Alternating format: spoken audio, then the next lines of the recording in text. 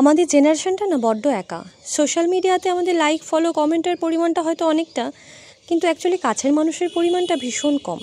আগে হয়তো এত লাইক, ফলো, কমেন্ট থাকতো না, কিন্তু কাছের মানুষ অনেক থাকতো, তাই না বলুন? তো রিতকে নিয়ে একটু ছাদে এসেছি সময় কাটাতে। এই ওর সাথে একটু ছোঁয়াছুঁয়ি, লুকোচুরি এসব খেলতে হয়, আমিও খেলি, আমার বাড়ির সবাই খেলে। যেহেতু ওকে ফোনটা দেওয়া হয় না, তাই এভাবেই ওর সাথে সময় কাটাতে হয়। আর এই সময় কাটানোটা না এক যুদ্ধ। ওকে এটা লাগবে, সেটা লাগবে, এইদিকে যেতে হবে, ওইদিকে যেতে হবে। আমি তো রীতিমতো হাঁপিয়ে যাই।